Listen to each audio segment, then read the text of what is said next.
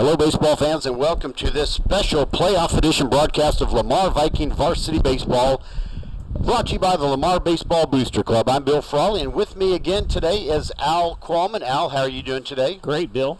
Well, it's an exciting time. Playoffs always bring a sense of excitement, especially when we get to have a game at home, which usually only occurs in the first round or two, because after that, you start playing in more neutral sites and, college fields and those types of things, typical playoff venues. Today, we host the San Angelo Central Bobcats out of District 3, the neighboring district, kind of to the north and mainly to the west. An interesting district. It stretches from out in San Angelo, depending on how you drive and what vehicle you're driving, anywhere from a 4 to 5 hour drive. It stretches from San Angelo up into Abilene through Weatherford and up into the Mid-Cities area. Teams like Haltom, Trinity, and Bell. They finished third in that district. We finished second in our district. And the first game was played out in San Angelo last night, and unfortunately, the Bobcats came out on fire. Plus, they had their ace, Trey Nestledge, on the mound, who threw his second no-hitter in about 3 weeks. The game ended. Oh, excuse me, I just got corrected. The San Angelo newspaper reported that incorrectly. Bradley Missile did get a hit, and so it was a one-hitter. And maybe they were scoring it differently, or they just little hometown coverage for the pitcher. Thanks for that update. So we are out here, though, and they got out onto us early with a 4-0 lead in the first and never really looked back. But tonight, it's a different story. We are at the Lamar Viking Diamond and ready to play. I'd say it's a fairly beautiful day, Al. What do you say? It's a very beautiful day. The start time was moved up. We've had the threat of rain all day, but right now it looks great. Ever since about 9 o'clock this morning, the clouds have cleared away, and it looks like we've got clear weather, at least for the near term here. Wind's blowing in. That will have an effect on the game. But other than that, the field is dried well over the rains we've had over the last week or so, and it looks in great condition. Groundskeeper's done an excellent job. Yeah, they got this field ready. We got soaked here, I'd say Wednesday night. In fact, I was trying to fly back from the Carolinas, and it was delayed. I didn't get in until 3 or 4 in the morning, Thursday morning, because of all the thunderstorms. But they had it tarped. They did a great job of getting out here early today and making this field ready and playable. There's a lot of contingency plans being worked on what would happen if for some reason the field wasn't playable. Hopefully the storms stay off until both, and I'll say both with a confident manner. We've got to win 2 tonight from Lamar's perspective to move on to the next round. Yeah, it's win or go home in this first game for the Vikings. So we've got Cade Mason on the mound, and hopefully we'll get to play 2 tonight. Yes, sir. We're going to have pretty much our typical starting lineup. The only person we're going to be missing is Bradley Missile, who, according to Kevin Weil, was the one that got the one hit last night. He is out, but otherwise, and he's been DHing only for the last little while, kind of battling some arm injury type stuff. But we're going to have our typical lineup that we'll have. We'll have that as we announce that here in the park in just a few moments when we do the starting lineups, national anthem, and, of course, first pitch of the game. It's an exciting time, as we said. It's a kind of a mostly cloudy, partly cloudy sky. Things are going to be moving in. It looks like they're ready for us to get things going. Roll it.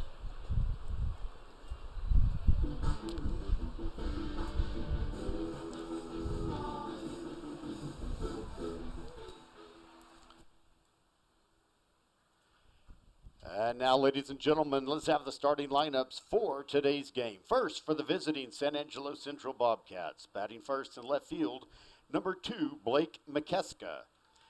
Batting third in center field, number 3, Rance Rosas. Batting third and catcher, number 25, Nixon Brannon. Batting fourth, designated hitter, number 42, Gunnar Couch. Batting fifth at third base, number 8, Oscar Nino. Batting sixth at first base, number 18, Dawson Daniel. Batting seventh at shortstop, number 9, Cole Nelson. Batting eighth at second base, number 4, Jacob Charles. Batting ninth in right field, number 10, Hayden Stevens. The starting pitcher is number 13, Dylan Abbott, and they are led by coaches Colton Buzzard, B.J. Patello, and head coach Patrick Penry. My bad. And now, ladies and gentlemen, the starting lineup for your Lamar Vikings. Batting first at shortstop, it's number 2, Cameron Weil. Weil at short. Batting second at second base, number 7, Harrison Griffith. Griffith at second. Batting third at first base, number 15, Braden Chambers. Chambers at first. Batting fourth at third base, number 14, Brendan Schaefer. Schaefer at third. Batting fifth in right field, number 9, Jared De La Parra. De La Parra in right. Batting sixth behind the plate, number 13, Colt Fuller. Fuller at catcher. Batting seventh in center field, number 11, Nate Howe. Howe in center. Batting eighth, designated hitter number 5, Ben Sudbury. Sudbury, the DH. Batting ninth in left field, number 1, Evan Zelm. Zelm in left. Starting pitcher is number 23, Cade Mason. Mason is on the mound. The rest of your Lamar Vikings are Matthew Clark, Juan Rosa, P.J. Garrison, Zach Hall, Andrew Gladback, Jackson Walker, and Preston Gomez. They are led by coaches Woolley, Kelly, Evans, and head coach Paul Kino. And now, ladies and gentlemen, would you please rise as you are able. Remove your hats and honor our nation's flag. Remember all of those who have served our country to protect our freedom as we play the national anthem.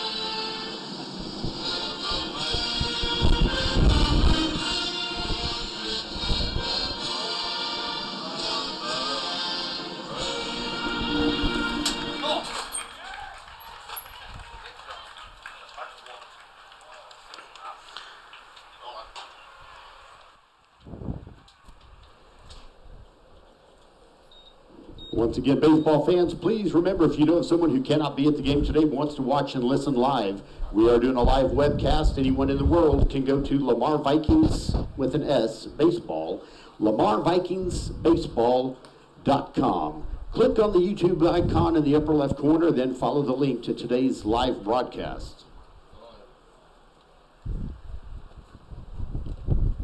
Slap some bacon on a biscuit, let's go. We're burning daylight. Nice.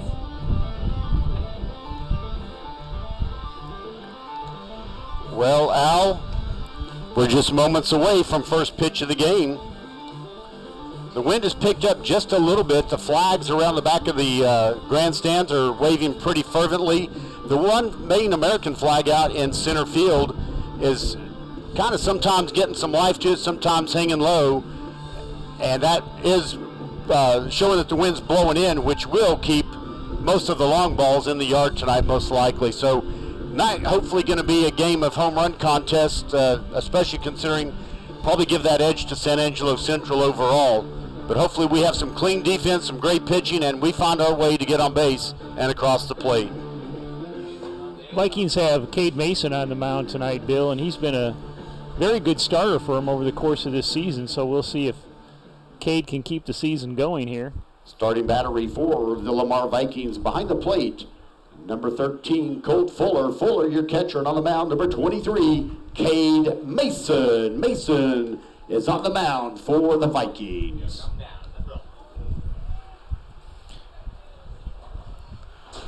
All right, well, the final warm-up pitch has been thrown. The catcher has come down with his throw down to second.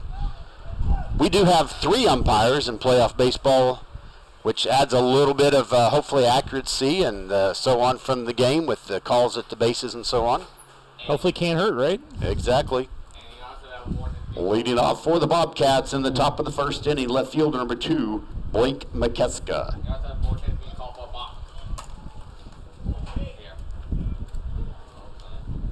You mentioned the flags, Bill. The Booster Club has got this place all decked out with the yellow Lamar Vikings flags. First pitch temperature 78 degrees. Well, Cade Mason gets started the right way with a first pitch strike, and the count quickly. He's ahead 0-1.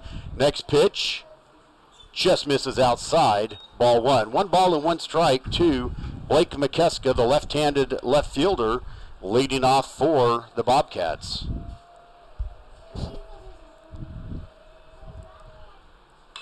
One is hit high into right center field. Center fielder Nate Howe brings it in for the first out of the game. That goes down as an F8 against number 2. There you see the impact of the wind, Bill. That ball was well hit, but it was tracked down by the center fielder. The next batter for the Bobcats, center fielder number 3, Rance Rosas. Now, according to one of our Booster Club members, Kevin Weil, he says Rance Rosas, his current batter, center fielder, is a D1 commit to Baylor. See how he fares. First pitch misses for ball 1.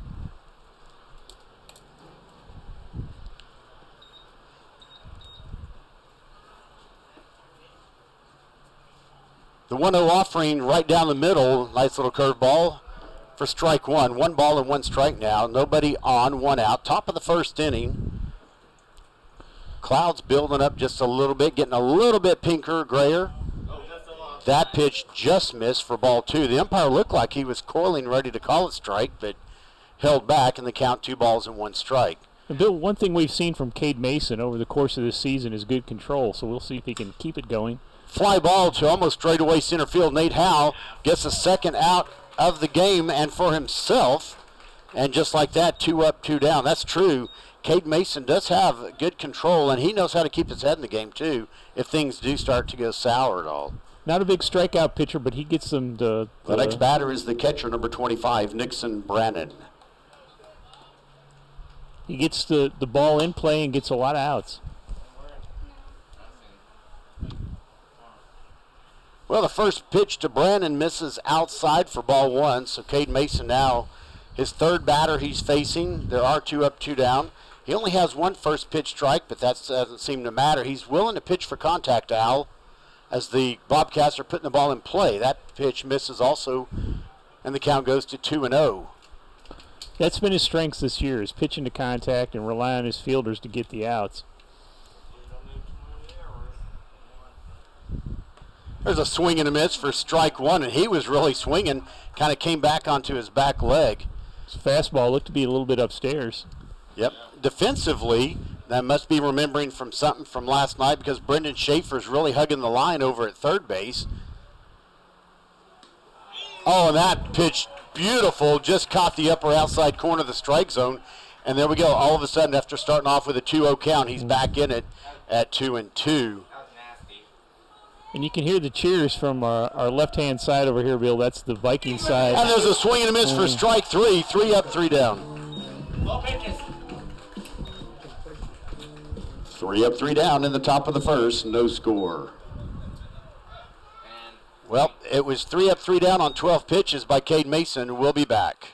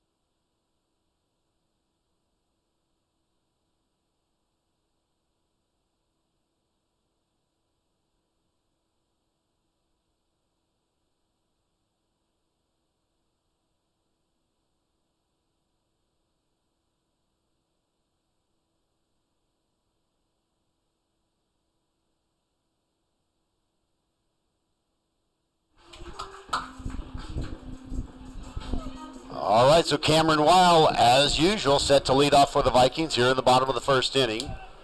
First pitch to him, bottom corner of the strike zone.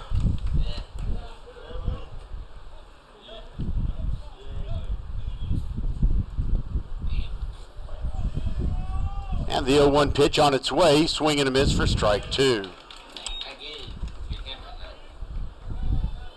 One thing, Al, these Vikings are going to have to do is make sure any small mistake doesn't get in their head. They're going to have to not get frustrated. They need to stay confident because, again, they've got to win 2, and to do that, you've got to win the first one in this home series.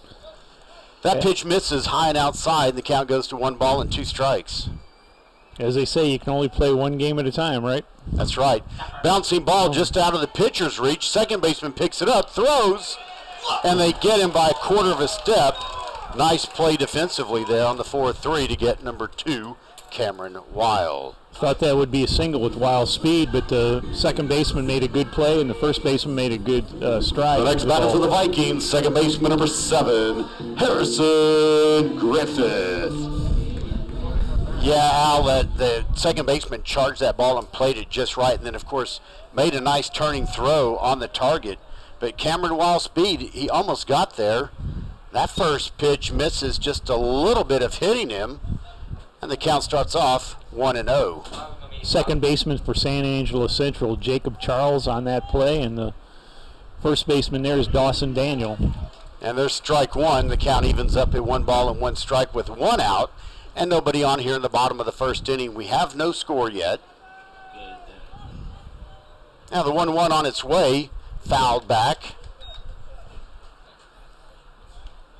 And the count now goes to 1 ball and 2 strikes.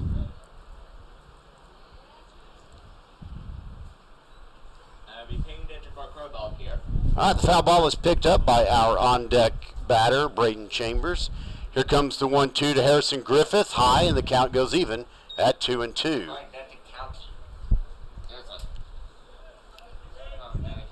Harrison Griffith, a sophomore on the varsity team, a sophomore starter all season, second baseman. That pitch is high, curveball's hung up high, and the count now goes full at 3-2. I'd say Harrison has a bright future ahead of him. Hopefully 2 more years here at Lamar High. Yep, good kid too. I've known him for quite a while, same age as my son, David. Here's the payoff pitch. It's a ground ball to the shortstop, who picks it up and throws over in time for out number 2.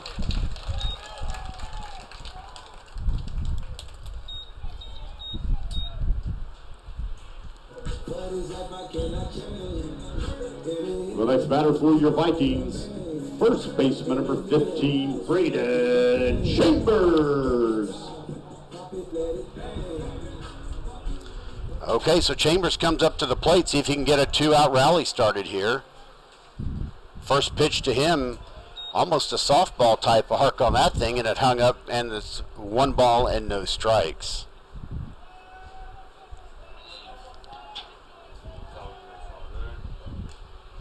He fouls the next one back over the umpire's head, and the count evens up at 1 ball and 1 strike. Pitcher for the Central Bobcats, Bill, is Dylan Abbott. And fairly tall right-hander. Looks like he has a good fastball. High fly ball to deep right field. The right fielder's tracking it back. It bounces just in front of the wall. Chambers headed to second, and he'll be in with a stand-up double to get this 2-out rally started. Stand-up double for Braden Chambers. The next batter for the Vikings, number 14, third baseman, Brendan Schaefer. Well struck ball off the fence there in right field. Well, here's what we need with our cleanup batter at the plate. A runner in scoring position. And possession. Yeah, he's in possession of second base. Got a pretty decent late first pitch, misses outside for ball 1. The second baseman kind of coming over and trying to give Chambers the idea we're watching you. Shortstop playing in a pretty middle position, not holding him at all. Pitcher's looking over a little bit. Here's the 1-0 pitch. High fly ball into straightaway center field. Center fielder takes 2 steps to his right for out number 3. We get a runner on base but can't score. It's 0-0. We'll be back.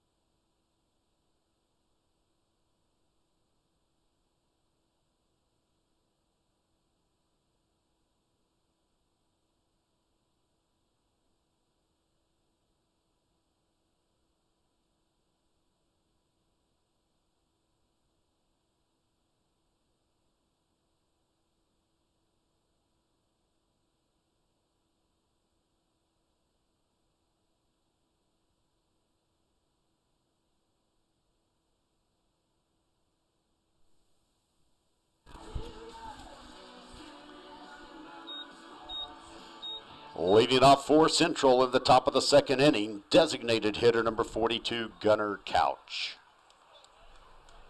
So Gunnar Couch, the right-handed designated hitter, steps up to the plate to start off the second inning offensively for the Bobcats. Cade Mason still on the mound for the Vikings. He threw 12 pitches in the first inning, which went 3 up, 3 down. He misses on that one, low and outside for ball 1. Gunnar Couch is a very large individual. He has a good presence up there at the plate. It's a big guy. Here comes the 1-0. Just misses outside for ball 2. Fuller trying to frame that just a little bit, but to no avail. 4 and 5 hitters for Central Bobcats here look pretty formidable, Bill. The 2-0 on its way, swing and a miss for strike 1. So if Cade Mason, I think he might have just started to figure out if he can get this guy to swing at some inside stuff that might jam him, maybe even throw an off-speed pitch here or there. I think he has a chance to get this cleanup hitter out. But there's a line drive down the third base line. As soon as I say that, they're sending him to second, so he'll be on with a leadoff stand-up double. That ball well struck down the line, went into the corner there at the 310 mark there on the left field side. Stand-up double for Gunnar Couch. The next batter for the Bobcats, third baseman number 8, Oscar Nino. So Oscar Nino, another right-hander, will come up after the DH, who is the cleanup hitter, led off here in the top of the second. Starts off the inning in scoring position. I almost said it again. Rangers must have a home game tonight, or they're flying the advertising banner just a little bit out of our fans' eyesight. First pitch is fouled off, so that'll give Cade Mason his second first pitch strike of the game.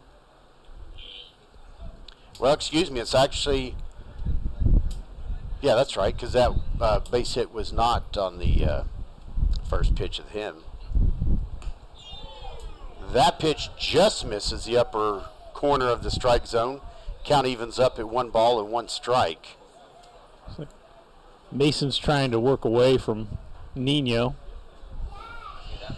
Not much of a lead at second. That ball is foul, just over the edge of the stands.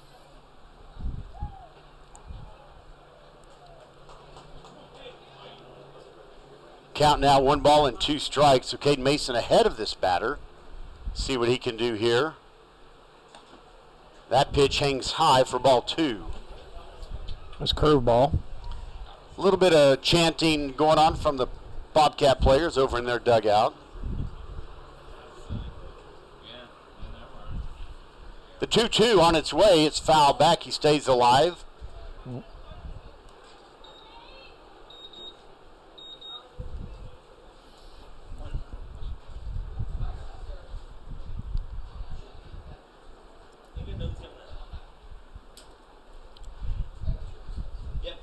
2-2. Line drive to center field. Nate Howe lets it drop in front of him.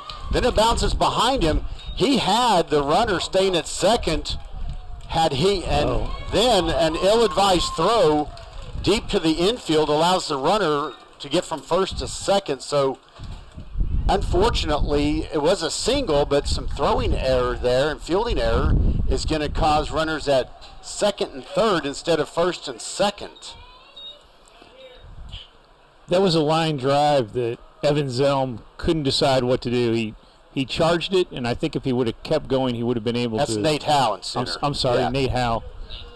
He would have been. The next batter is number 18, first baseman Dawson Daniel. I think he would have been able to get that ball, Bill, but instead it drops in front of him. First pitch strike for Cade Mason on this one. Yeah, and even if it's going to drop for the single, you've got to clean it fielding on that hop. And when it got away from him, that allowed the runner a second to go to third. Then he threw all the way to third. And that was ill-advised because the batter then went from first to second. That ball is hit out into right field and played by Jared De La Parra for out number one. Runner at third had to hold. That ball was shallow, and De La Parra was charging the ball. And The next batter, shortstop number 9, Cole Nelson. runner did not tag, so runners at second and third, one out. So victory there for the Vikings. Now the infield is in, Bill. Yeah, they're going to have to protect against the small ball here. And even if they give up a runner, the batter getting to first, that would set up a force at any bag, including home plate.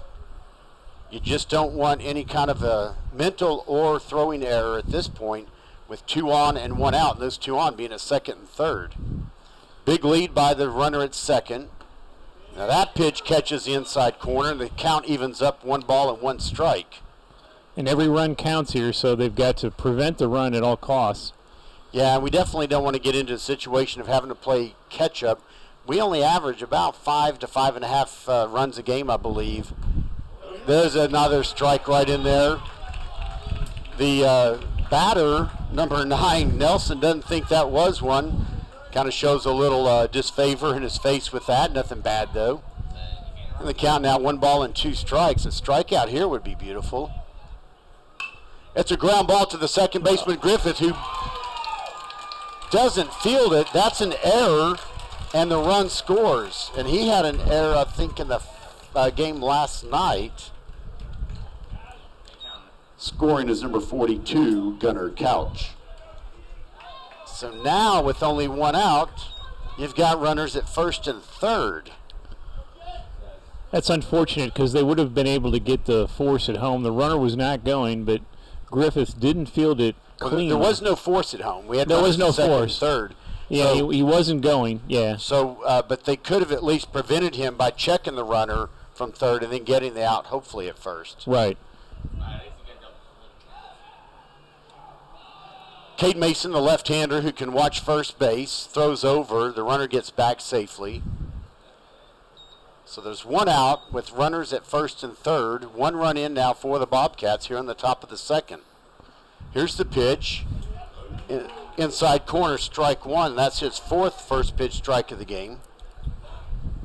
So if we can get out of this with only 1 run scored, we do have the chance for a ground ball double play here. A pop-up would be nice. Strikeout would be nice. Runner goes. They have him Mason picked throws off. to first, throw to second. They tag him. They got him out, but they don't throw home. And another run scores. Scoring is number 8, Oscar Nino. I don't know that they would have gotten him, but they were so focused on the out. They Wild didn't pop up and throw home. I don't know if he forgot there was a runner coming. Yeah, I don't know if they would have been able to get him, Bill. He was running on the play.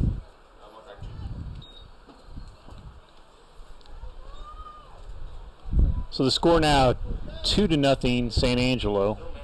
And there are 2 outs and nobody on base. But we got to stop the bleeding here.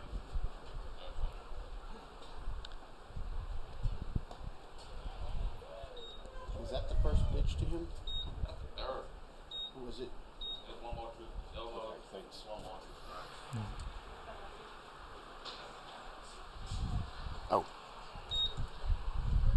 You had it right the first time. Sorry about that. The umpire showed us. I like that. There's a ground ball. It's going to be a base hit up the middle.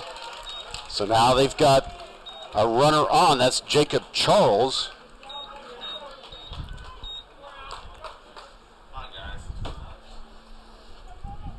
Base hit for Jacob Charles. The next batter is right fielder number 10, Hayden Stevens. So San Angelo piling up some hits here in the second inning. That's their third hit of the inning. In second, they have 2 runs. 2 outs, runner at first. See if Cade can settle down and get this third out. Another first pitch strike. That's his 5th. And he'll start off ahead of the number 9 batter, Hayden Stevens, a right-handed right fielder.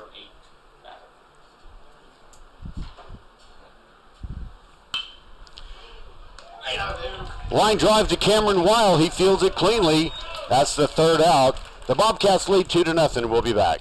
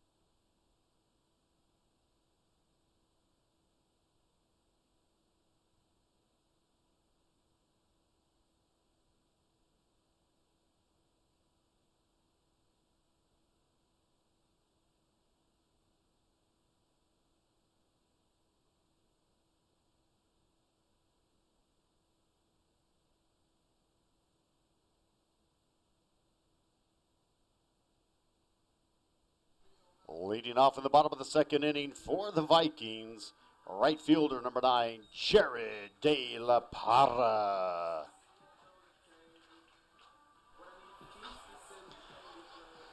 All right, so the Bobcats jump out in the second inning with 2 runs, take a 2-0 lead. Jared De La Parra is our number 5 hitter, leading off here in the bottom of the second for the Vikings. First pitch was ball 1. He pops the second one up into short left field. The shortstop comes all the way over to the third base line to grab that, so that'll go down as an F6, but somewhat out of position for him.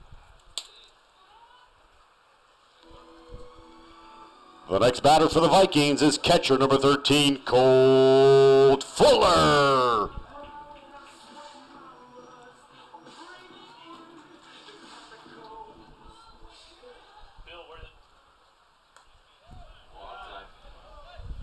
So Fuller looks at the first pitch outside, ball 1. Bill, where the Vikings Bradley miss a little bit is right there in that middle lineup. He was a reliable bat. Oh yeah. And so they're missing him when he's not there. And Bradley and your family, if you are listening, we love you and we miss you, and hopefully you're doing well. Second pitch misses low inside for ball 2. 2 balls and no strikes. Colt Fuller stepped up to the plate. The pitcher on that first pitch kind of started pretty quickly. Then you could see Fuller asking for time.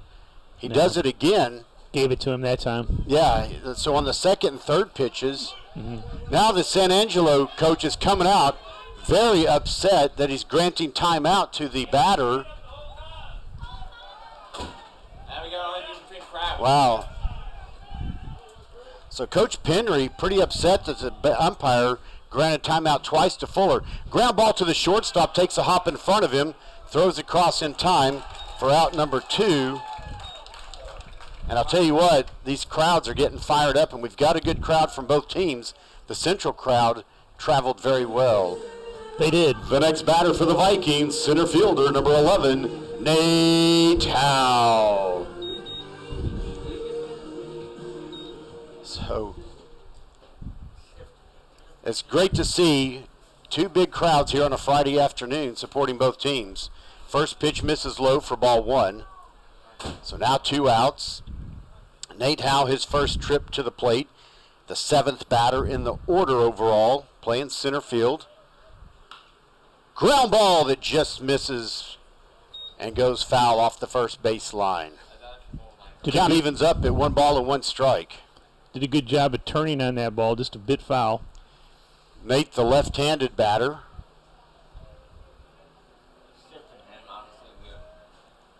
That pitch inside. Jumps back just a little bit. And the count now 2 balls and 1 strike. You know, this pitcher, Abbott, for the Bobcats, kind of quick pitching once in a while. That pitch just misses outside. The count goes to 3-1.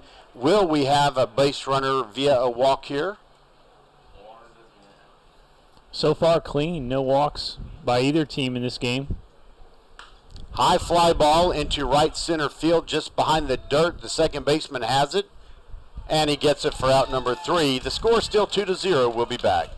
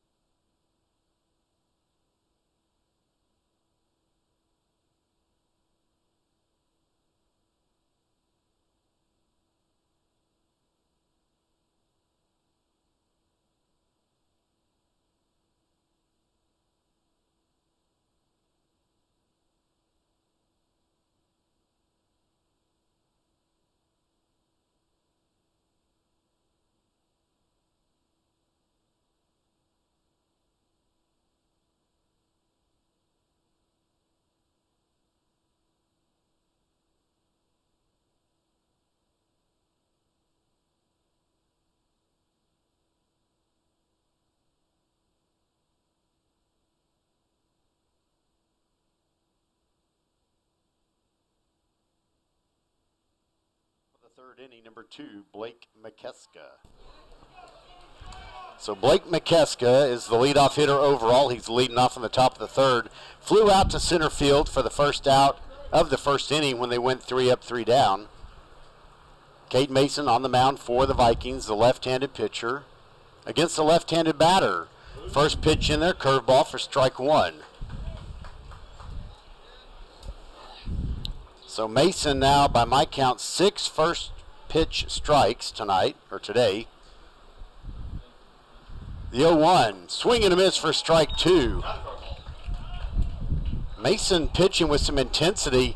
I mean, after that strike there, he kind of had a serious look on his face, and I don't have binos, and I'm 54 and a little bit nearsighted, but you could tell he was, that pitch just misses outside. Just misses outside, yeah. Well, there's some intensity, as our last inning proved, in both the players and the crowd here. This is playoff baseball, so you'd expect things to be intense. Definitely so. 1-2 pitch on the way. That's a swing and a miss for strike 3.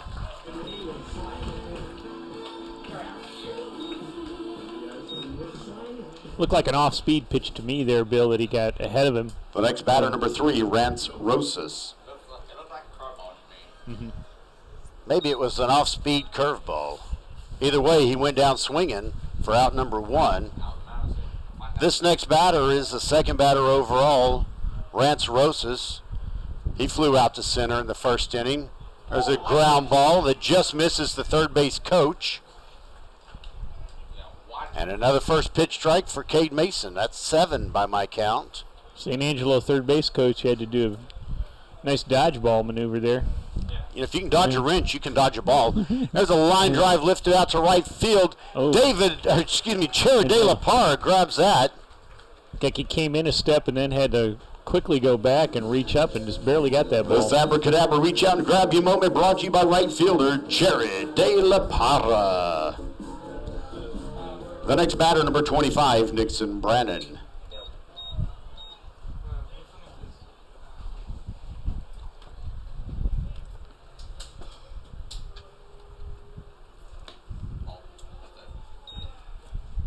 What's that?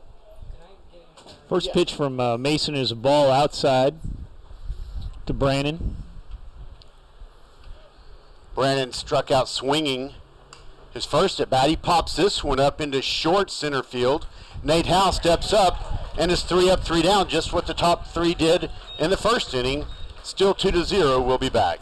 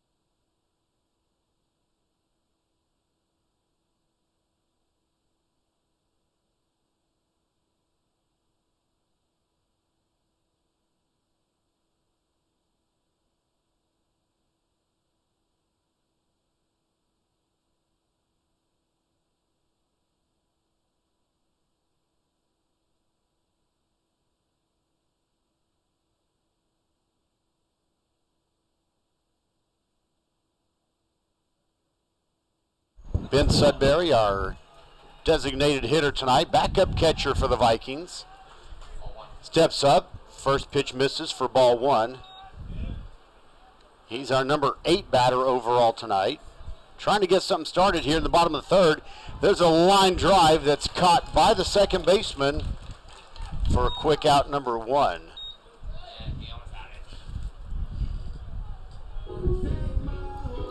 The next batter for the Vikings, left fielder number 1, Angelo.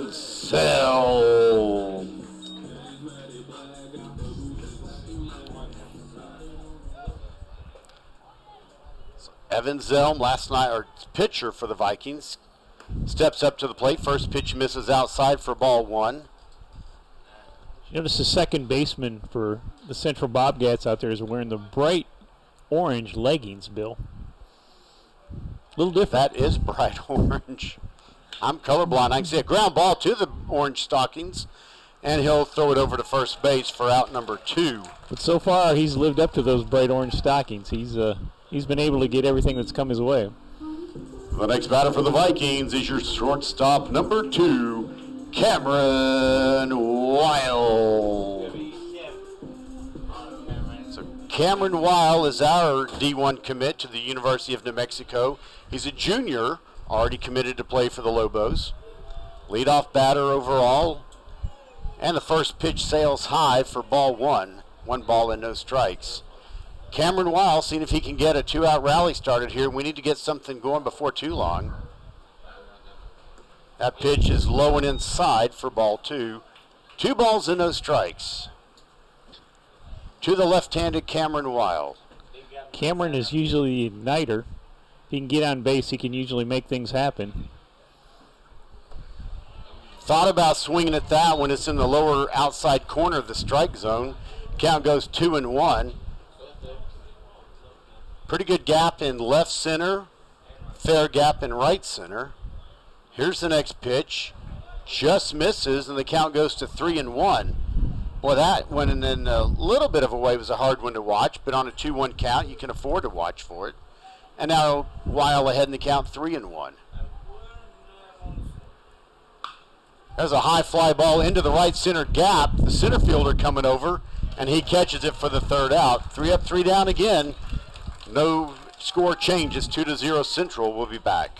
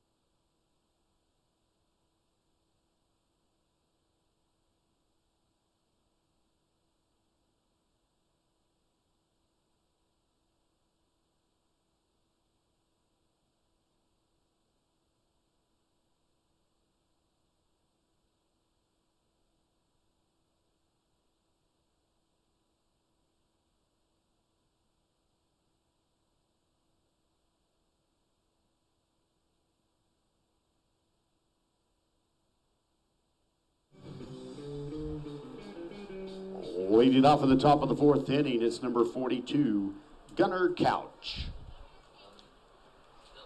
Well, Al, I hope the only deja vu part of this whole thing is that Gunnar Couch is leading off, because in the first inning, the Bobcats went 3 up, 3 down. He led off. They ended up getting 2 runs there. In the previous inning, they went 3 up, 3 down. He's leading off again. First pitch misses for ball 1, so hopefully we don't see a Groundhog Day effect of that 2-run inning.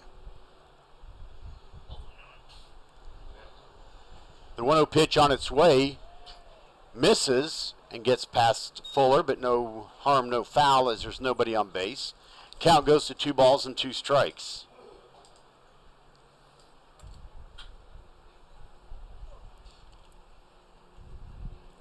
Mason now has got to work from behind, see if he can get a strike here. That pitch misses outside. The count now at 3-0. I think that's the first time Mason has now gone to 3 balls on a hitter, if I'm not mistaken. So he's being careful with Couch, no doubt about that. Now that pitch found its way to the bottom of the strike zone on the 3-0, and the count now 3 balls and 1 strike. Fastball down Broadway there. Fast-paced game. We've only been going about 35 minutes, and we are in the top of the 4th. There's a leadoff walk. Now, I'll say that's better than a leadoff double, I guess. The next batter is number 8, Oscar Nino. Well, you could tell he was being careful with Couch. Nino got a single back in the 2nd inning and scored the 2nd run of the game.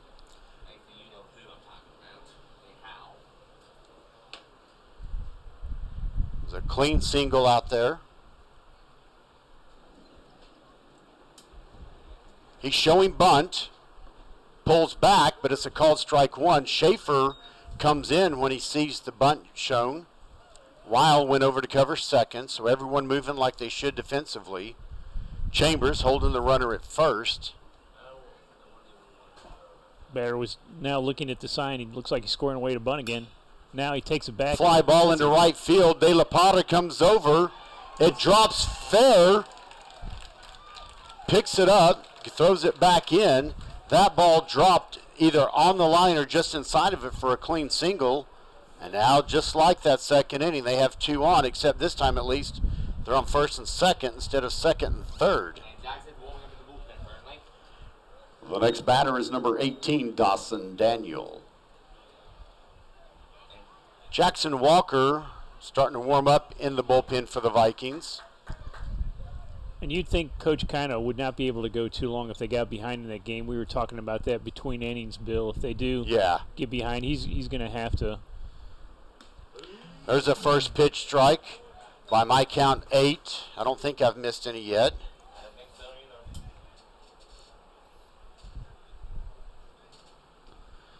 So he gets out ahead here. Double play would be wonderful here. That's a ground ball to the shortstop, Wild.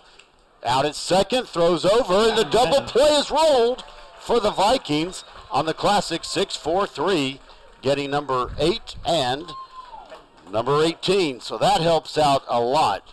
I wish I could predict those like that. I'd have to control more often. Right on cue there, Mr. Romo. The next batter is number 9, Cole Nelson. Yeah, I wish I could take credit for something like that. There's another first pitch strike. So now, instead of no outs and 2 on, there's 2 outs and only 1 on. He is at third base, but we can get the third out here and get out of this with no bloodshed. That pitch misses inside. 1 ball, 1 strike. I-30 traffic starting to pick up here. The usual 4:30 slow down starting, and then the usual 4:38 siren down the freeway. It's a Friday. Yep. High fly ball. Mason looks to, no, it's in foul territory. And Braden Chambers comes over to get that one. No runs are scored. We'll be back.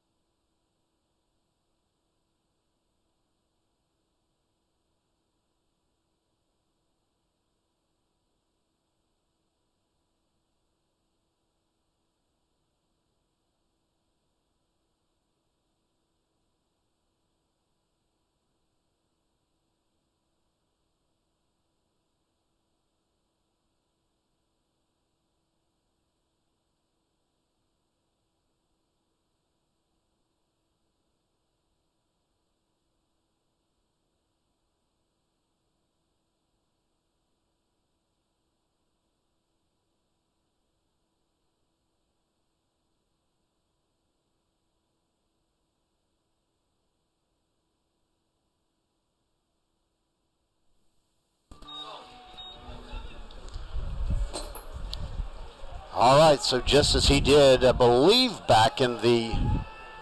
No, he didn't lead off. Never mind. Harrison Griffith is leading off here in the bottom of the 4th inning. Our second baseman, he looks at the first pitch for ball 1. Steps out, steps back in. The 1-0 on its way, swing and a miss. Actually, he foul-tipped it into the glove. Either way, it's a swinging strike, and that's 1 ball and 1 strike now. Really good that the Vikings got out of that last inning, 2 out with, or 2 on with nobody out. Nice little curveball drops in the lower corner of the strike zone. That's a good point, Al. So we can see if we can build some momentum in this inning and get back those 2 runs and maybe some more. 1-2 to Griffith is on its way. It's a ground ball over to the shortstop, picks it up, throws across on a 1-hopper just in time for out number 1. Really good play by the first baseman. That was a 1-hopper that he had to scoop, so really good play by Dawson Daniel. The next batter for the Vikings, number 15, Braden Chambers. All right, so Chambers comes up to the plate. Now he got a double back in the first inning.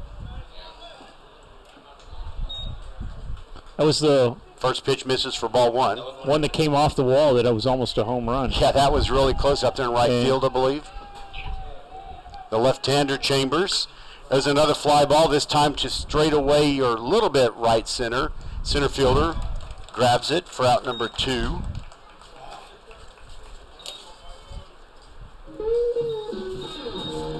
The next batter for the Vikings, number 14, Brendan Schaefer. So Brendan Schaefer comes up to the plate. He made the third out of the first inning. Fly ball to center field. See if we can have something a little bit different happen here. Fly ball into left center. The left fielder goes over and catches it on that first pitch. 3 up, 3 down, 2-0. We'll be back.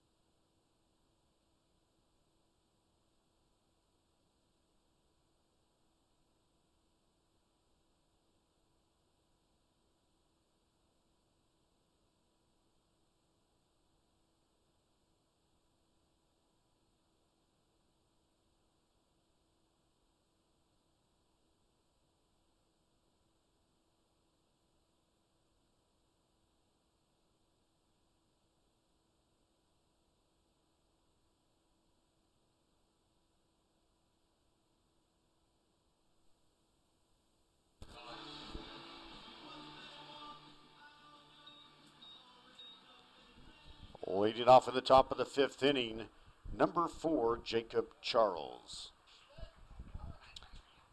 So Jacob Charles will lead off here in the top of the 5th inning. Cade Mason still on the mound. 55 pitches coming into this inning. That's through 4. Charles had a single back in the 2nd inning, and he was left stranded. That's when they got 2 runs across. There's Cade Mason's 10th first pitch strike of the game, and he starts out ahead. No balls and 1 strike. Very fast-moving game, isn't it, Bill? It is. By my looking, we're no more than 45 minutes into this game, and we're in the top of the 5th. But a real pitcher's duel. High fly ball that's going to go out of play. Yeah, Mason has accounted for himself well, and on the other side, Abbott's pitching well as also. This is that second baseman, Jacob Charles, with the bright orange stockings. He's the only one wearing the leggings out there. I respect that. Everybody's going with the long pants these days. That pitch just sails high. I think that was meant to curve into the strike zone at some point, but it took flight. Fuller steps up to grab it. Now the count even at 2 balls and 2 strikes. Charles is old school with those leggings. Ground ball to the third baseman, Schaefer. He played it perfectly. But the umpire calls him safe. Said he was out of the baseline. He tagged him, though. He tagged him on the way to first base. The umpire says he was pulled off the bag, but Schaefer tagged him. Kino's coming out there to talk to him. It doesn't matter if you're off the bag when you tag him. He tagged him before he got to first base. Kino's not happy. Now they're going to ask the home plate umpire what he saw. That's not a good call.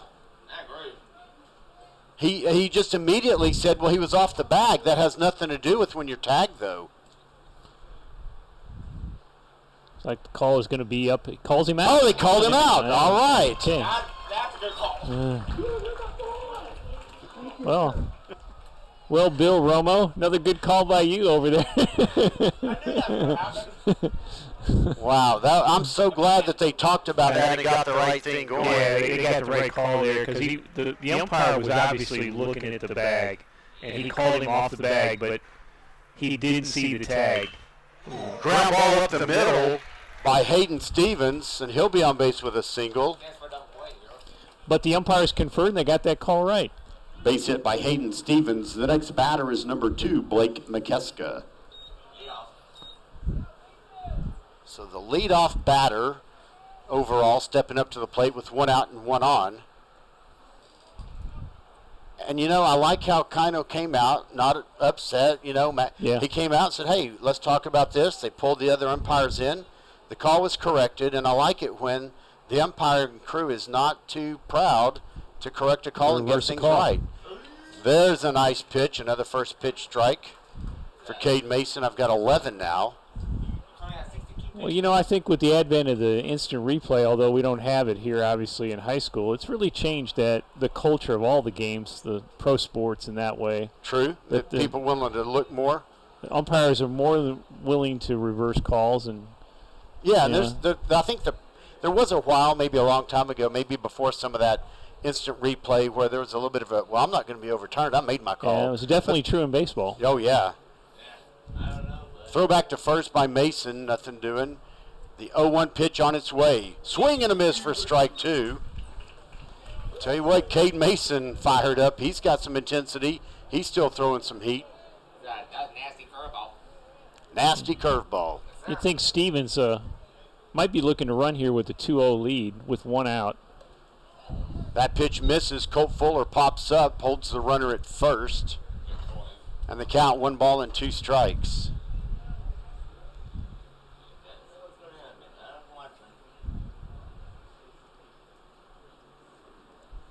The 1-2 on its way. Sails high over the batter's head. Both teams have number 2 as their overall leadoff batter today. Number 2, Cameron Wild for us. Number 2, Blake McKeska for the Bobcats. Coming all the way from San Angelo. How long a trip is that, Bill, since you're from that part of the country? Yeah, and I drive out there for work once in a while. Foul ball lifted out of play. Count stays at 2-2. I can make that in 4 hours without busting the speed limit and without having to stop for anything. But Do they have speed limits in West Texas? They do. They do. You know, it They're doesn't real get high, up, though, don't they? Yeah, it doesn't get up to the 80 mile an hour until you get out past Odessa and the Monahans area on Okay. I-10, or excuse me, I-20. Ground ball to the second baseman. Griffith gets the force at second. They don't roll the double play, but that's okay, and that's not a hit. That's a fielder's choice. They did get the second out, force out at second base. So that'll go down as a 4-6. They got number 10.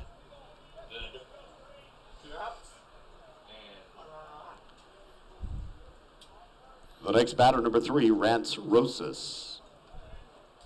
Been really impressed by Mason, the way he's hung in here, haven't you, Bill? Oh, my gosh. Yeah. Incredible composure. He's keeping them in this game. Yeah, very much. Hopefully the offense will come around. You know, in spite of that two-run second inning for the Bobcats, which is the difference in the game, that first pitch misses. We have some umpires in the stands over for San Angelo trying to call a balk on that. A little bit of wishful thinking. Let's stick with the umpires on the field. How does that sound? Yeah, so far they're doing well. Fly ball lifted into left center. That's deep. That's trouble. He got it. What a Wow, what nice a catch. What a catch by Nathan Howe. This unbelievable catch in center field brought to you by Nate Howe. No runs, 1 hit, 1 left on base in the top of the 5th. The score remains 2-0.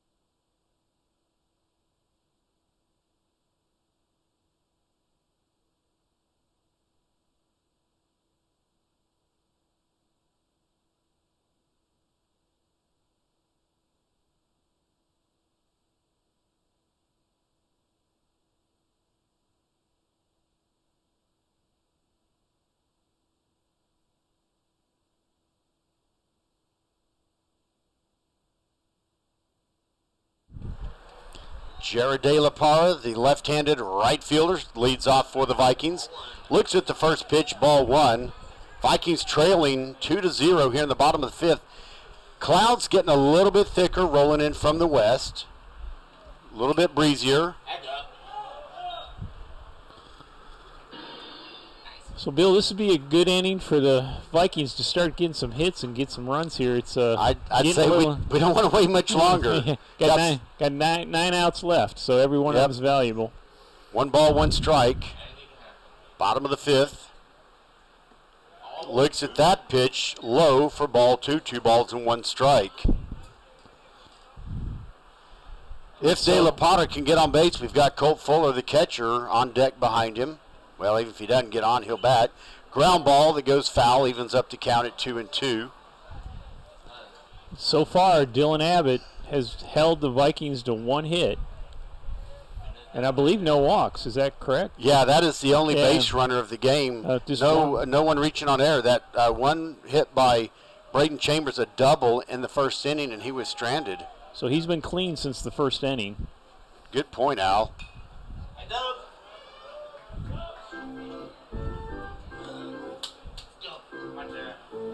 But there's certainly time. And now the 2-2 pitch is on the way. Way outside, easy one to watch, and the count goes full, 3-2. Will De La Parra find his way as a leadoff batter here in the bottom of the fifth, either with a walk or hit? Payoff pitch is outside, and it's a leadoff walk. That'll break it up a little bit. The next batter for the Vikings, number 13, Colt Fuller.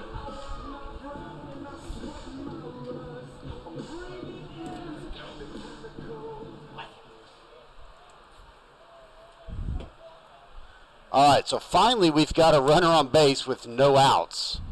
This might be the inning something big happens. Curveball, fouls it back.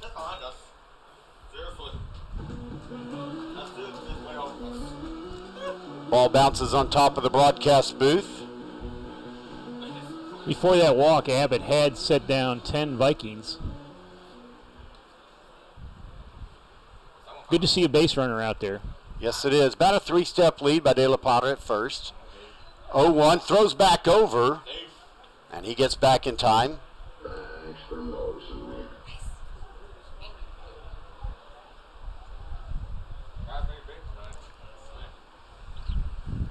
No balls and 1 strike pitch. High fly ball into mid center field. Center fielder trying to find it, swirling around a little bit of a wind, and that'll be out number 1. Bill, we got some clouds rolling in here, but the way this day has gone, who knows? They may be gone in another 5 minutes. The next batter for the Vikings, number 11, Nate Howe. All right, Nate Howe comes up to the plate. He flew out to the second baseman to end the second inning. 1 out, 1 on at first base. Jared De La Parra, throw over. It was high. If that throw had been a little bit lower, he might have had him. The right-handed pitcher, Abbott, has a good move throwing back over to first. If it was a little higher, there would be a second at least. First pitch to Nate Howe is low in the dirt for ball 1. The catcher does a good job of keeping it in front of him. No chance for the runner to advance. 1 ball, no strikes. 1 on, 1 out. The Bobcats lead 2-0 in this must-win game for the Vikings. They must win 2 today to keep going. Runner goes, swing and a miss. And they have him by 3 steps.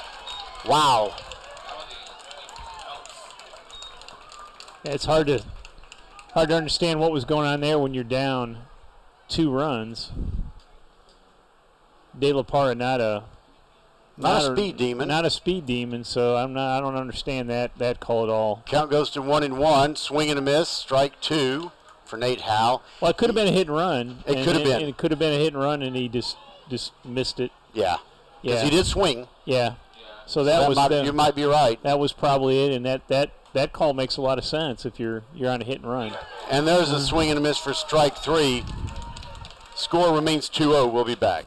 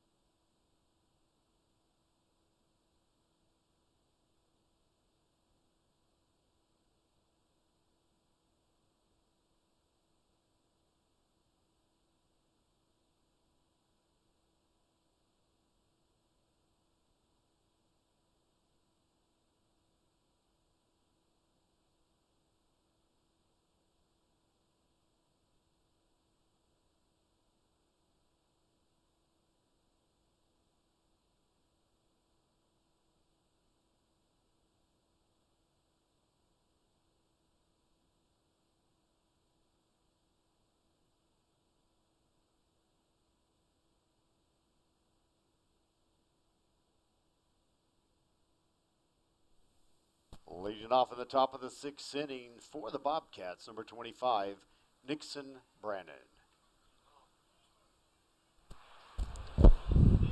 All right, so Nixon Brannon steps up to the plate to lead off for the Bobcats in the top of the 6th inning. They're clinging on to a 2-0 lead that they gained in the 2nd inning.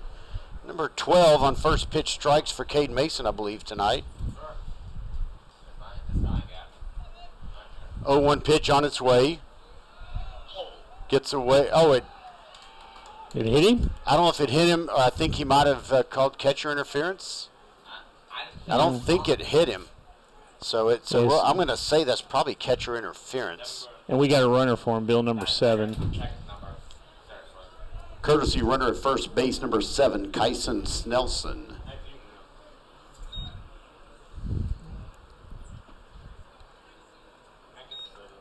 Yeah, that's the catcher, so he gets a courtesy runner if he wants it. Yeah, Next batter is number 42, Gunnar Couch. I didn't see him hit him either, Bill. So I think that was. I think you're right. I think that was likely catcher interference. And the way that Fuller kind of reached up and then it came off of his glove, he might have just looked like reached it, a little too looked like far it into it. ricocheted a little bit there. Either way, 1 on, no outs. That pitch is going to miss outside for ball 1. See if we can get that magical ground ball call again here for the double play. Traffic westbound on I-30 as usual about this time. Looks like a parking lot. It stopped. That pitch is going to miss, and the count goes to 2 balls and no strikes. And Couch walked the last time he was up. Yeah. Mason was careful with him that time after that leadoff double that he had. There he goes. Fly ball into center field. Nate Howe looks to have it played, and he does. For out number 1, goes down as an F8. That's a good person to get because that cleanup hitter for the Bobcats has been fairly productive today. He has. Getting on with the double and that walk, as you mentioned. He challenged him, and he The next batter is number 8, Oscar Nino. So Oscar Nino steps up to the plate. He had a single and scored that second run of the game. He had a single in the 4th inning. Got stranded. Well, let's stop this little streak and don't let him get on base. 1 on and 1 out for the Bobcats here in the top of the 6th inning. They cling to a 2-0 lead. The left-handed Mason on the mound still. The runner goes. He throws to first. There's the throw. He's safe. Yep. Unfortunately, the throw was just a little bit slower behind him. The runner got a good jump. You got to throw behind, because you can't throw in front of the runner, even though he's taken off. And so he throws behind the throw over and not in time. That's a stolen base for number 7, the courtesy runner, Kyson Snelson. I think both Mason and Chambers had a little bit of trouble getting those balls out of their glove there. A little slow on the throws. Transferring throws. Here's the first pitch to the batter. It's a ground ball straight to Brendan Schaefer. He throws back to second and got the runner at second too far off. The batter will reach on a fielder's choice, but we'll give that up to get that lead runner out. Great heads-up play. Absolutely great heads-up play. Absolutely prove to yourself and the audience that you deserve to be in this competition.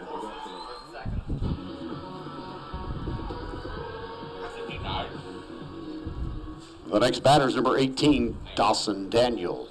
Really good heads-up play by Schaefer there to get that lead runner.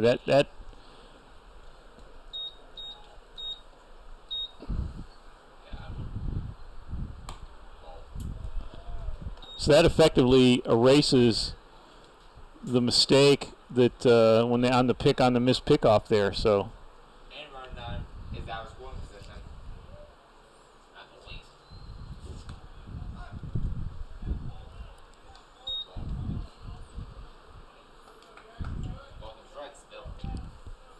2-0 to the batter, Daniels. I'm trying to figure out what I've got a little bit goofed up in my little unofficial record keeping. There's a swing and a miss for strike 1. I thought you were busy over there trying to figure when to predict your next play. Well, maybe we don't need a double play, but I've kind of gotten off here. The leadoff batter was 25. Brandon, he got on with the catcher's interference. Yes, sir. Then he had the courtesy runner number 7 for him. Oh, and that's who was picked off there, number 7. Yep. So it's okay. 2-2 count now to Daniels. 2 outs. We do have some action now in the Lamar bullpen.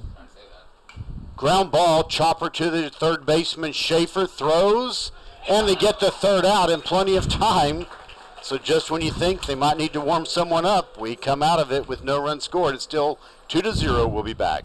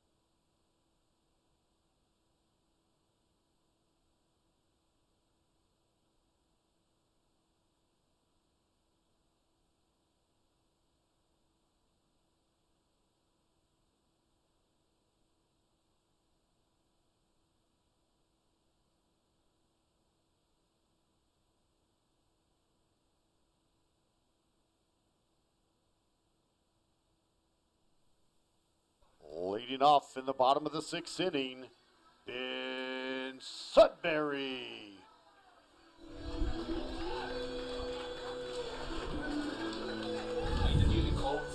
All right, so Sudbury's going to lead off here in the bottom of the 6th inning for the Vikings.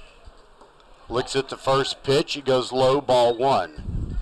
We need to get these number 8 and 9 batters on base for the top of the order. That pitch hits the dirt into the glove of the catcher for ball 2. If I in Ellis County, I would say. If I was in Ellis County. Seriously. Wait, now it beeps out. The 2-0 pitch on its way, swung on. It's a ground ball that goes over to the wall. And dings off the wall.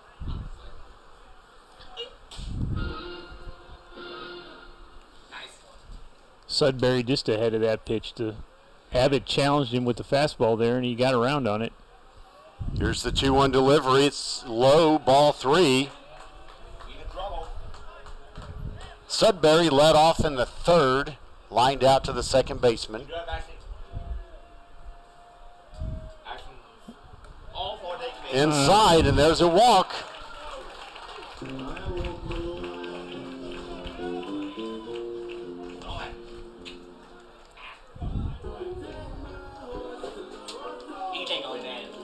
Running at first base for the Vikings, number 17, P.J. Garrison. The next batter is number 1, Evan Zelm. We got some action in the San Angelo Central bullpen. It's like number 42, Bill. All right, that designated hitter might be coming into pitch in a little bit. The Vikings showing some signs of life. They have a leadoff hitter on with nobody out. We saw that before in the bottom of the 5th. We lost that runner when we think was a hit-and-run play. First pitch to Zell misses for ball 1. Now all of a sudden Ablett's struggling with his control a little bit. Yeah, very much. Fastball. Yeah. Throw back over. Hey. Garrison almost fell short when he dove back to first and kind of swam that last stroke over to first base to end up safe. PJ's got to measure that a little better next time. All He right, got back safe. It's one all on good. and nobody out. Vikings trying to make it happen here in the bottom of the 6th. That was a little bit smoother move back to first by Garrison. That looked good. Still a good move, though, by the pitcher Abbott. Yeah. The right-hander looking away from first, but holding Garrison to about a 3-step lead. There's another throw.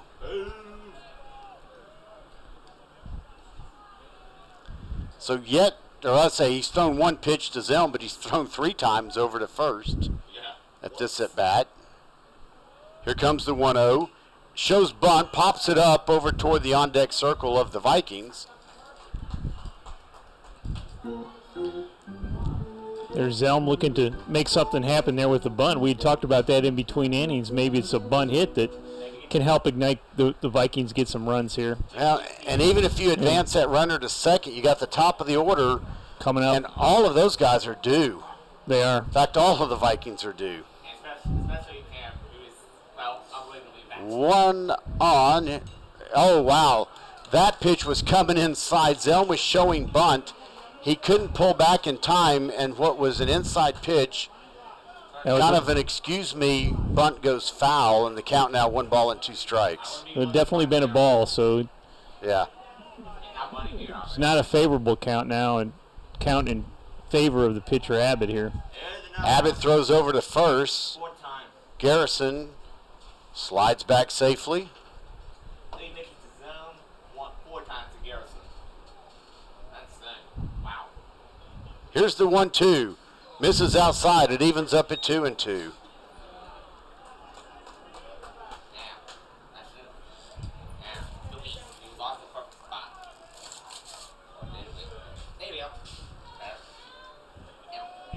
The 2-2 on its way. It's low. The count goes full. And now the payoff pitch will be coming. Lots of ways this inning can change quickly on this pitch with no outs and 1 on. Boy, a walk would really set the table for the top of the order for the Vikings. So yes, it would. Here's the payoff pitch. Swung on and missed for strike 3. Well, that's too bad. The next batter for the Vikings, number 2, Cameron Weil. All right, Cameron Weil steps up to the plate. Grounded out in the first, flew out to center in the third. Trying to make something happen with 1 on and 1 out. Throw back over. Garrison earning what would be paid if you got paid in high school, but earning his due or his stripes over there, earning the dirt stains on his He's earning his pants. letter. Yeah. He's earned the letter already. High fly ball that goes over towards left field. It's going to go into the bullpen harmlessly. Well, Central must have been doing some scouting on the Vikings because the third baseman for San Angelo is playing in on Weil here, taking the bunt away from him. Now, it's interesting. I'm hearing one of the people in the stands hollering out to our batters, he's not throwing strikes. He's not throwing strikes. So, you know, it's one of these things where if the pitcher's wearing down, if he's losing some of his control, if you can be patient, you might be able to earn some. There's a little bunt that gets over toward the third baseman. He can't field it. And now what would have been a sacrifice bunt possibly is a bunt for, I'm going to call that a hit. We'll call that a base hit. He wasn't going to get him anyway. He was already down the line. Yeah, it's unusual. So the pitch before, Bill, the third baseman was playing in, and then he moved back after that foul ball. And number 7, Harrison Griffith. Cameron saw that, went ahead and bunted, and got on base. So we got first and second with 1 out, and Griffith up. Umpire calls timeout to clean the plate off. Griffith goes over and talks to Kino, get a little clarification on signals. Again, I hear one of the fans from Lamar giving the batter some advice. He's not throwing strikes, encouraging the batter to be patient. There's 2 on with only 1 out. Runners at first and second. The opportunity of the game so far to get something going. There's a ground ball for a base hit. Goes into left field. Wisely, they hold the runner. And now the bases are loaded. Oh, what out? Oh. And if I was in the cycle, I'd watch out.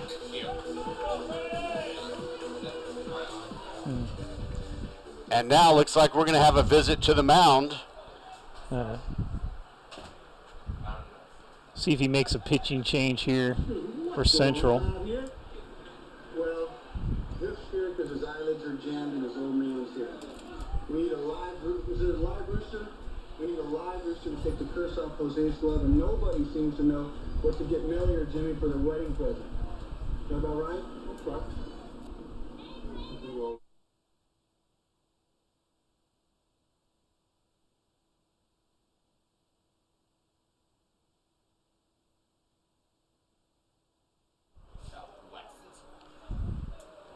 All right. So Coach Penry comes out to the mound to talk to his pitcher, Abbott, who's gone the distance so far. Starting to struggle a little bit with control here. Now the third baseman coming over to talk to the pitcher, and they're both talking to the umpire. The umpire may be talking to them.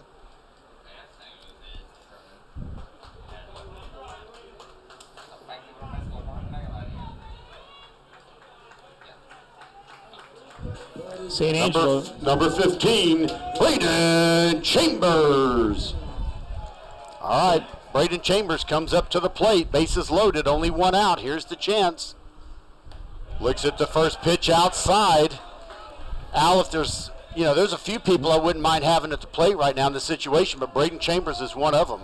Yep. He can hit that ball. There's a big gap in right center. This is a key situation without saying here in the game. I've got butterflies in my stomach, and I'm not even playing in the game. That pitch is in the dirt. Abbott now struggling with control. Central has a pitcher warmed up, so we'll see. 70 pitches. Thank you, Zach Wood, our statistician tonight, keeping the pitch count. 70 pitches for Abbott now. And the 2-0 count with the bases loaded, only one out. Here's the pitch. High outside. 3-0. In danger of walking in a run now. I'm going to say the red light is on for Chambers. I'd say on the red light is 3-0. on 3-0. See if he can turn on one here. But I'm sure he's. And it's going to have to be something that he really feels like he can handle. Yeah, because you don't want to ground into a double play on the 3-0 count. There's that one down the middle like you expect, but that's okay. That's part of the game, what you got to do. Now the count goes to 3-1. Boy, the excitement is really intense here in the game right now. You can feel it. This is a the Viking key fans situation. making some noise. That pitch possibly going outside, but close enough he had to protect the plate.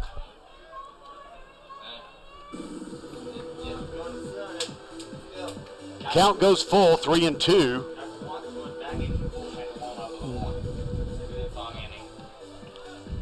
Good job of protecting the plate. Possibly ball four, but it wasn't so obvious that you can just watch that over.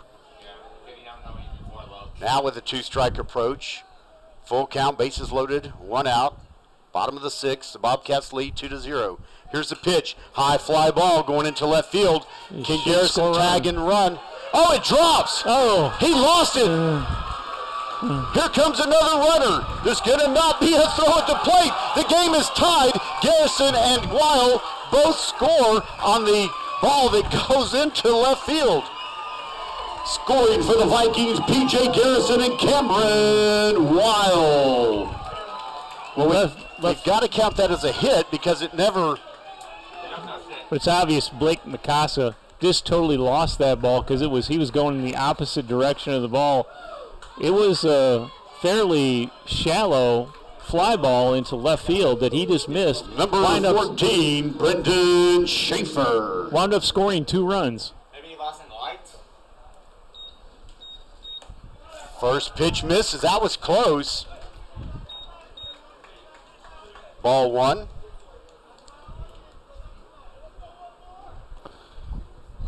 And St. Angelo sticking with Dylan Abbott. High fly ball looks to be playable by the second baseman. No, the first baseman. That ball carried way over for out number 2.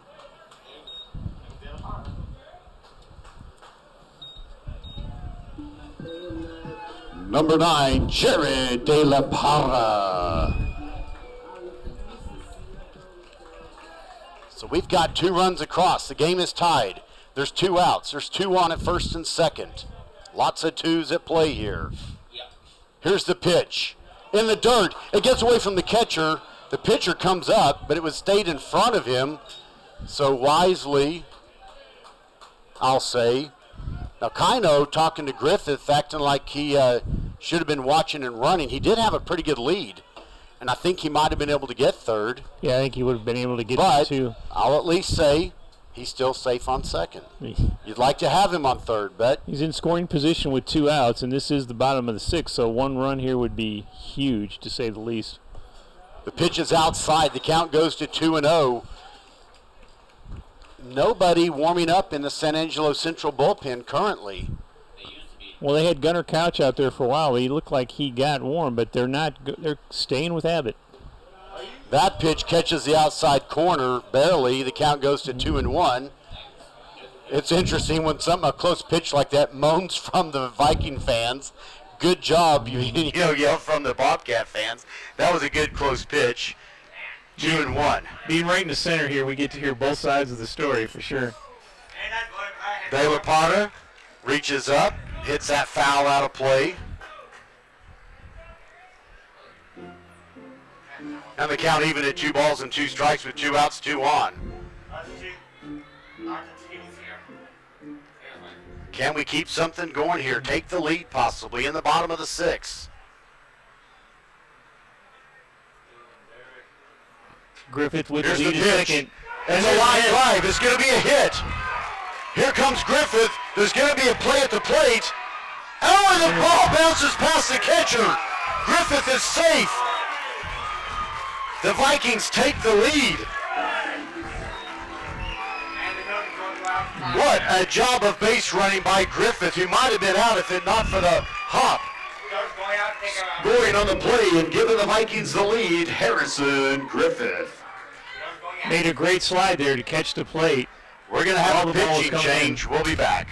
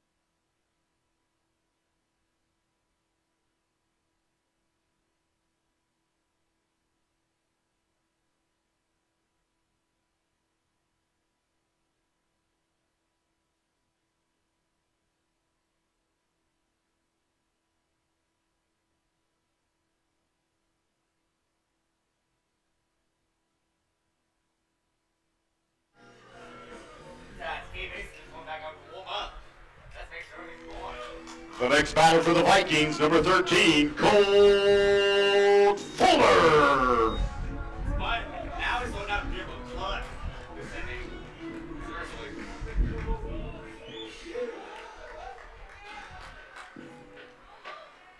All right, Colt Fuller comes up to the plate. 2 outs, runners on the corner. The Vikings now with a 3-2 lead. First pitch from Couch.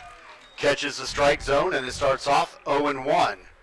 Big inning for the Vikings here in the bottom of the 6th. Big inning. They come down 2. They're going to come out of it ahead and looking to wrap this thing up in the 7th. Pitch aiming towards being inside. Fuller fouls that away. Out over toward the soccer practice field behind the visitors' dugout. Now he's behind 0-2. Fuller flew out to the center fielder for the first out of the 5th inning. Grounded out to the shortstop in the 2nd inning. So look for something somewhere up the middle. Runners going. They should be. Here comes. Oh, man. Got him. He got him. Wow. Kind of Trying to double steal there. little bit of a mental, well, except not really a double steal. The runner was going to second, and Chambers didn't take off for home plate in time. They could have had that run, I believe. Kino's upset, so. 3-2, we'll be back. All right.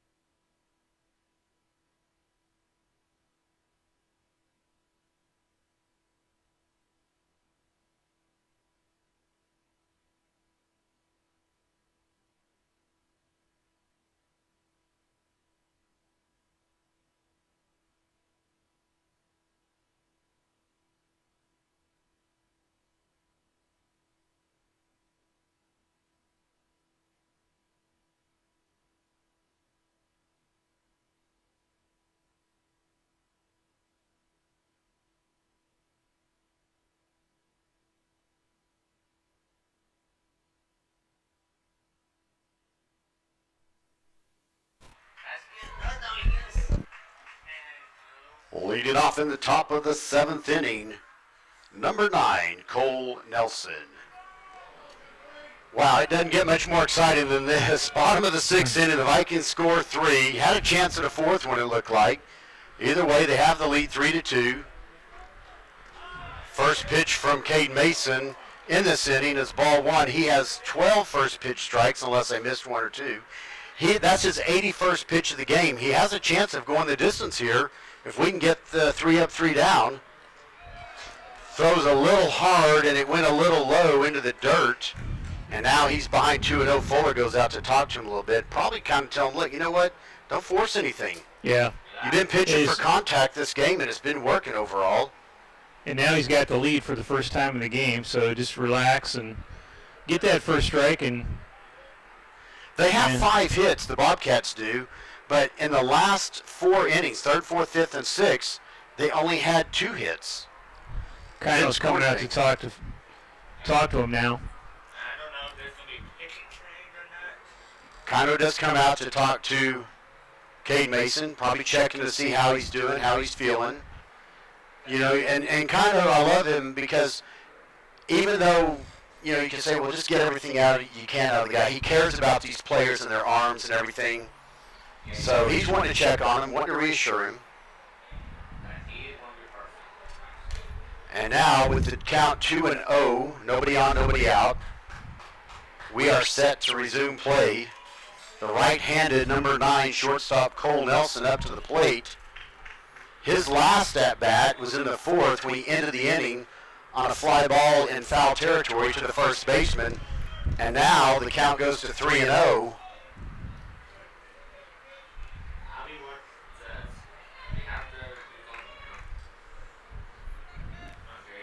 The 3-0 just misses outside, so a leadoff walk issued. So not the start you wanted there at the top of the 7th. The next batter, number 4, Jacob Charles.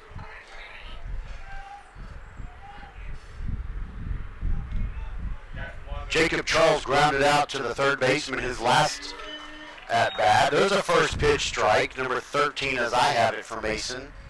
The count, 0-1. He was showing bunt on that play. Good time for a double play, I'll go ahead and say it. He's showing bunt. He does bunt down the first baseline. It's a good bunt. Mason goes to pick it up. And he slips and falls. We'll call that an infield single. It was a really good bunt down the first base line. So he might have beaten out a throw anyway. Yeah. Loses his footing, Mason does, as he picks up that ground ball bunt. I don't think he had a chance on that throw, though, so it was just a really, really good bunt down the line. Good spot for it. And now in danger here because there's 2 on, nobody out. Number 10, Hayden Stevens. So the 9th batter in their order overall, Hayden Stevens, comes up to the plate.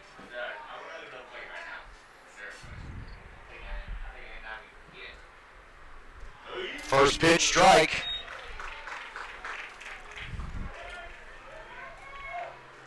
And the ground ball double play would be awesome here with runners at first and second, nobody out. There's another bunt. Mason picks it up. He throws to first in time. So there is 1 out, but 2 in scoring position. So Central really did what they wanted to do there. They moved both of those runners up into scoring position. The next batter is number 2, Blake McKeska. Their leadoff hitter, Blake McKeska, comes up to the plate. Got on with a fielder's choice and was stranded back in the 5th. That was his previous one. Coach Kino is sticking with Cade Mason here. Here's the first pitch. Ooh, curveball finds the strike zone. Some of the Bobcat fans don't agree with that call. Of course, the Viking fans think the umpire made it just right. It looked like he caught the strike zone. No balls and 1 strike. That looked like a strike. I think that's the 15th first pitch strike. That one hits him, loads the bases. Mason visibly upset with himself, frustrated. Now we will see a change as Kino comes out. Yeah. Mason really pitched a good game, hung in there well after getting down 2-0 in the second inning, and put up goose eggs for the next 4 innings, and now he's here giving way in the 7th. Great effort by Mason as he leaves the game.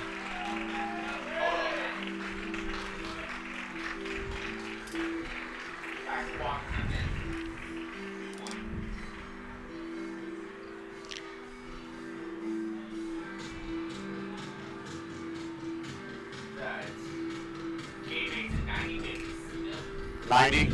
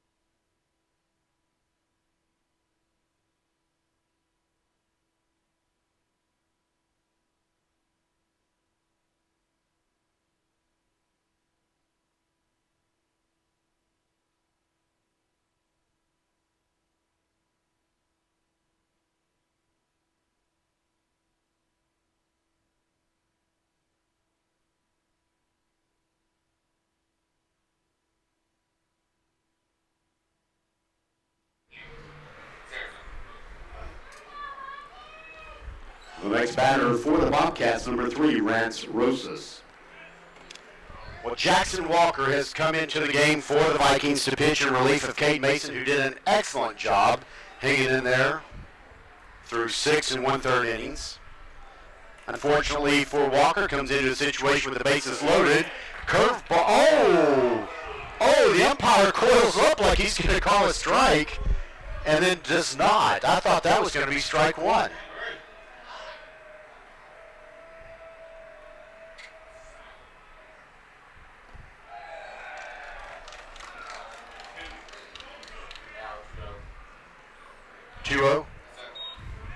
Now the count goes to 2-0.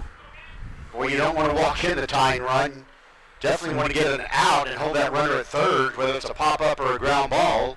Force at the plate. Oh, that pitch just misses inside, and the count now 3-0. Walker coming into a tough situation, but he's going to have to come back and throw some strikes here. He's down 3-0. Bases loaded, 1 out. That pitch, oh, yes.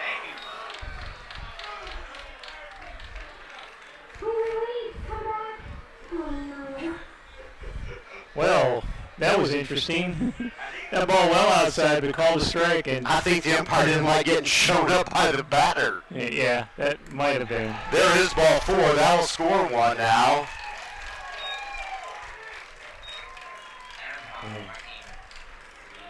Scoring is number 9, Cole Nelson.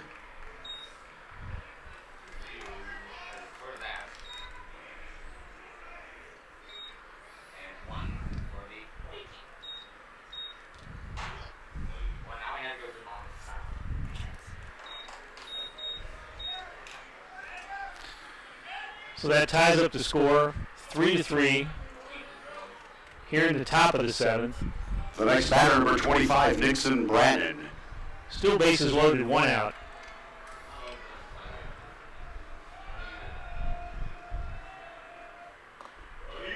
There's a first pitch strike for Jackson Walker with the bases loaded.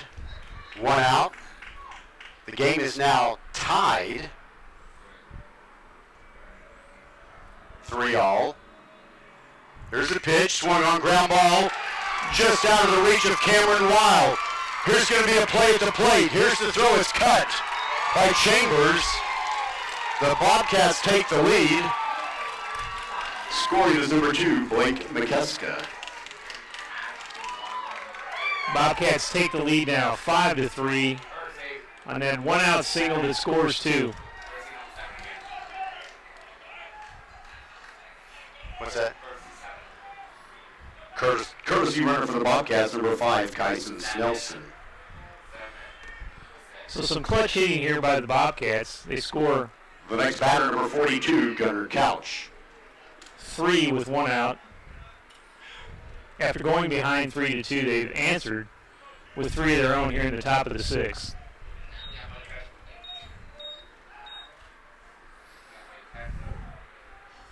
They scored 3. They scored 3. I missed one somewhere.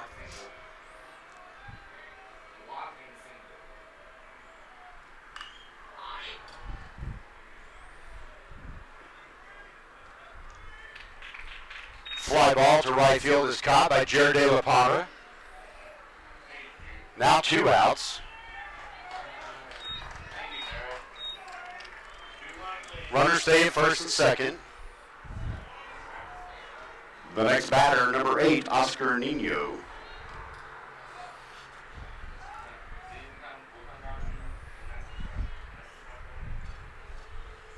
Somewhere I missed a run in my little unofficial score sheet.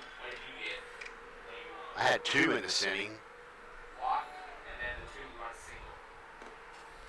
That pitch is going to miss inside for ball 1.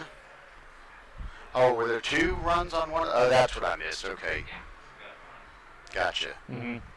2 runs scored on that single. Yeah, that's what I was. One ahead of that on the wall. Wasn't paying attention to the first one, and then that play at the plate kind of the cut.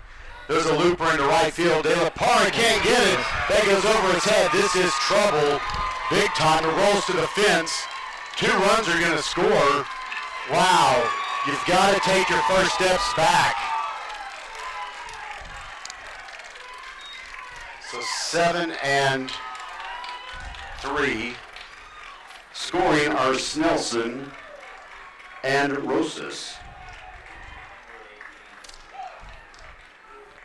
So the Central Bobcats have answered big time here after going down 3-2 going into The the next top of batter the is number 7th. 18, Dawson Daniel. They scored 5 here in the top of the 7th. Well, that was rough because just out of his reach, he stepped up in right field first. There's a curveball for a first pitch strike. I will say that De La Parra has been playing aggressively all game, and it's paid off. He's been playing in. Yeah. That time took a step in, and it just got by him to the wall. So now the score 7-3. This is a big turnaround in the top of the 7th. Runner looked to be going, stopped. The ball gets just a little bit past Fuller, but he keeps it in range, and the runner at second has to retreat. Vikings have to gather themselves here and get this last out and then come to bat here in the bottom of the 7th. Count goes to 1 ball and 1 strike, 2 outs. A runner at second for the Bobcats. They lead 7-3. Batter calls time. It's granted.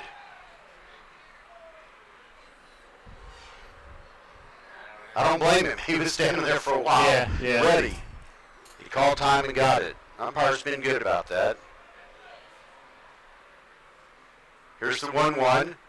Foul back to the net. And the count goes to 1 ball and 2 strikes.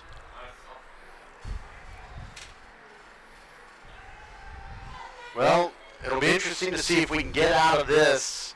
And then do the Vikings have some 7th inning magic to get 4 runs to at least tie it up? Pitch just misses. The runner pretty active over at second. Yeah, That's Oscar Nino. Went about a third of the way down to third there on the Yeah. Count 2 balls and 2 strikes, 2 outs. The man is second. Lots of 2s in play. Just got a piece of that one there.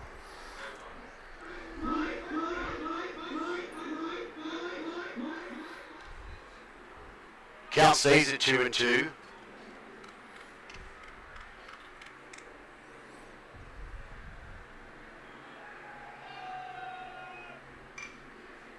Curveball is going to be a strike. De La Power has that one played perfectly. That ends the inning, but we've got to get 4 at 7-3. We'll be back.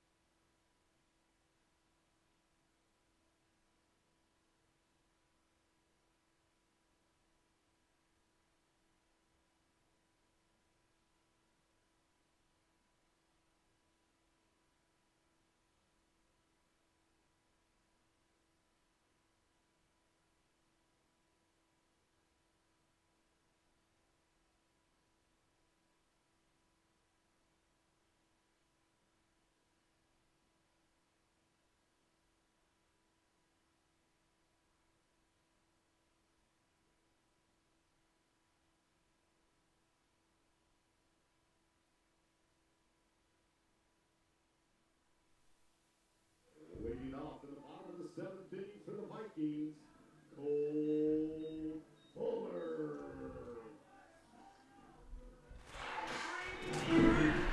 All right, Cole Fuller steps up to the plate to lead off here in the bottom of the seventh. The Vikings took a lead into the top of the seventh, 3-2. They gave up 5. So the Bobcats lead 7-3. Cole Fuller didn't like that call of a strike. Here comes the next pitch. Fly ball into left center. Left fielder makes a nice play on that ball, reaching out for it. Kudos to the left fielder, Blake McCaska. Diving catch. Well hit ball by Fuller. He drove that into the gap. The next batter for the Vikings, number 11, Nate Howe. Well, that was a well-hit ball, but a very well-played catch. Yeah. A bunt straight back to the pitcher. He picks it up, he throws, and he gets him by a step. And just like that, there's 2 outs. Now the Vikings are down to their last out. The next batter for the Vikings is Sudbury.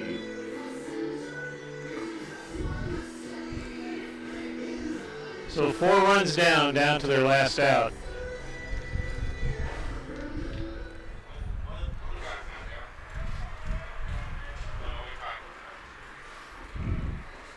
Sudbury's saying something to the umpire, kind of looking to see what's up to, but no change in the lineup, at least not yet, because Zelm is even on deck should Sudbury reach with 2 outs in the bottom of the 7th.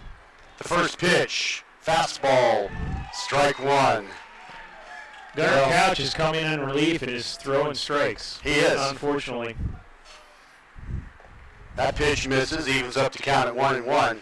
Well, kudos to these Bobcats if they get this victory, because they were down going into the final inning, and they hit the ball. They got some walks to hit batsmen, but they scored 5 runs to take the lead back. There's a line drive that's going to drop for a hit in left center, so a 2-out rally begins here with Ben Sudbury. It's never over till your last out, He's right? hit by Ben Sudbury. The next batter, Evan Selm.